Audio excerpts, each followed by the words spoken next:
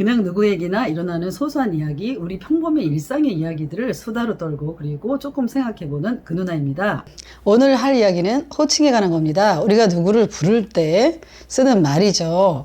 오늘 할 얘기는 조금 여러분들이 들으시고 불편할 수도 있을 것 같아요. 그런데 살다 보니까 꼭 편한 것만 좋은 건 아니더라고요. 만약에 불편하시다면 이 영상을 보고 그 밑에 좋아요, 싫어요가 있잖아요. 거기서 싫어요를 과감하게 눌러주시면 고맙겠습니다. 그리고 또 이 내용에 대해서 불만이 더 아주 많다라고 하면 댓글로 달아주셔도 고맙겠습니다.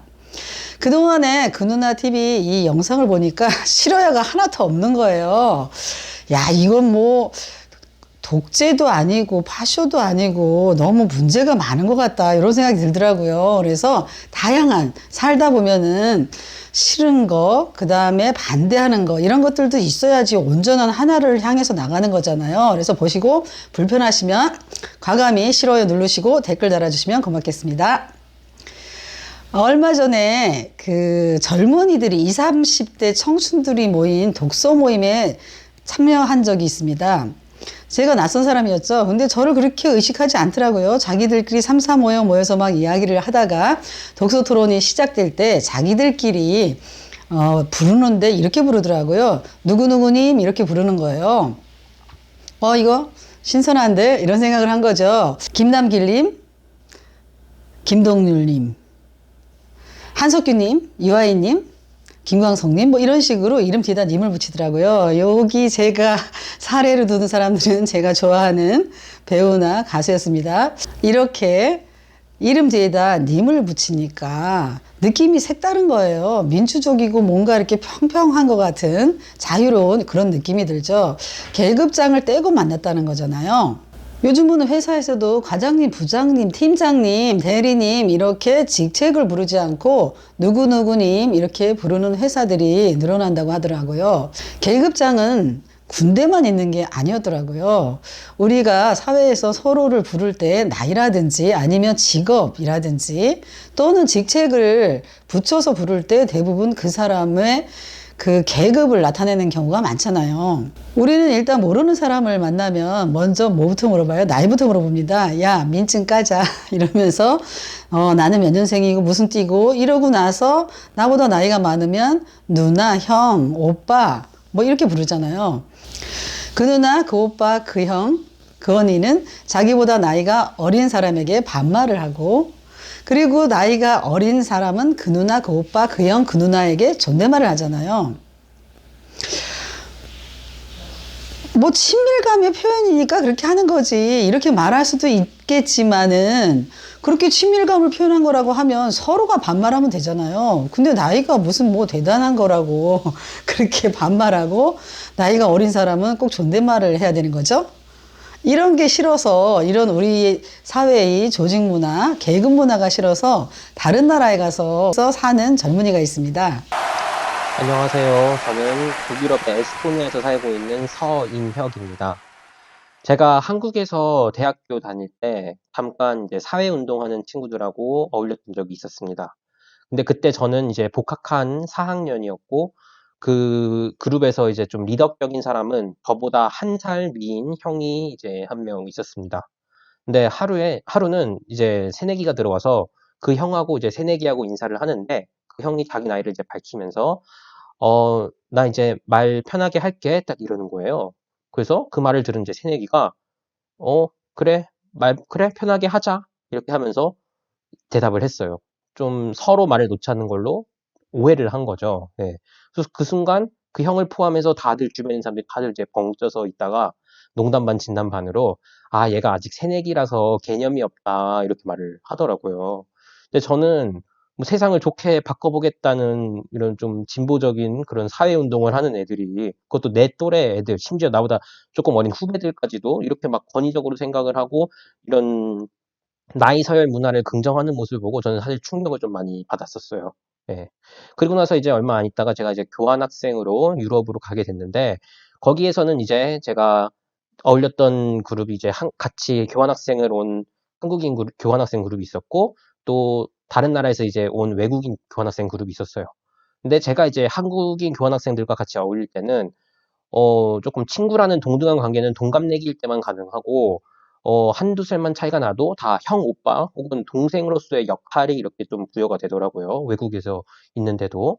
근데 이제 제가 외국인 친구들과 어울릴 때는 정말 이 사람이 나보다 나이가 많은지 어린지도 이제 막 구분도 안 하고 생각도 안 하고 그런 그냥 동등하게 프렌드로서 이렇게 지내는 것이 있었어요. 그렇게 하니까 이제 한국인 그룹과 외국인 그룹의 그런 차이를 확연하게 좀 느끼게 된 거죠. 그래서 어, 저는 이제 조금 이런 외국에서의 분위기가 조금 더 나이를 따지지 않고 좀 더 동등한 분위기라는 것이 이제 조금 마음에 들어서 이제 외국으로 이민 와야겠다는 이제 결심을 하게 됐는데, 물론 이 나이 서열 문화 자체가 제가 이민을 결심하게 된 유일한 이유라고 할 수는 없겠지만 가장 큰 이유 중에 하나였던 것 같아요.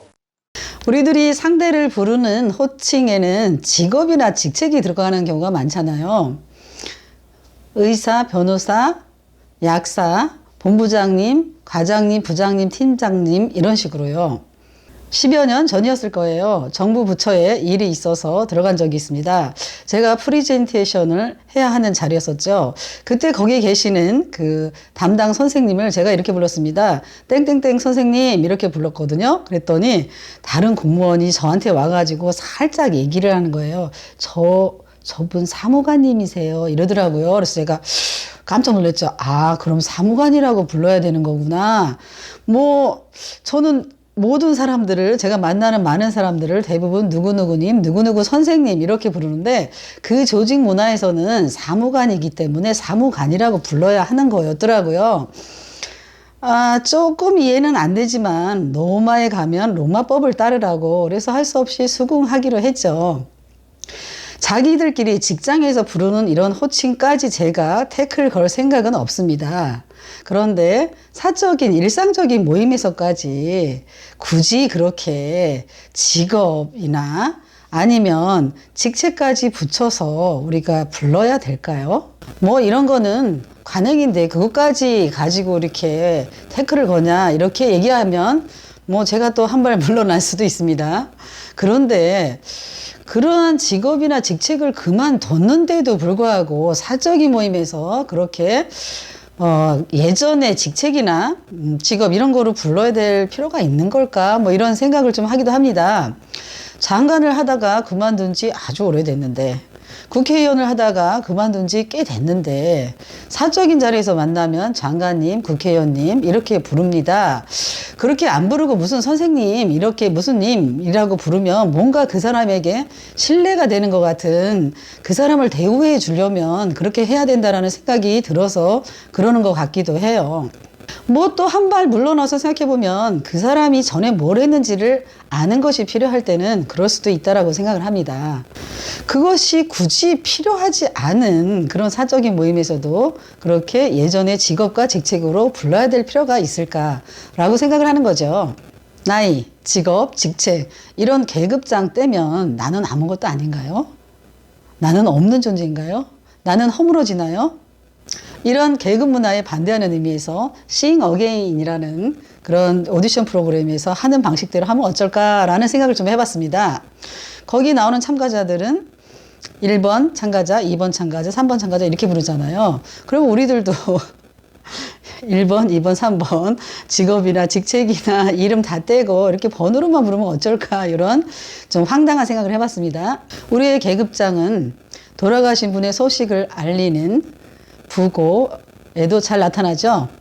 신문이나 아니면은 톡이나 문자로 오는 그런 부고에 보면은 돌아가신 분의 성함이 없어요. 망자의 자녀분의 성함이 있는 거죠. 그리고 거기에 가로 열고 이렇게 나오죠.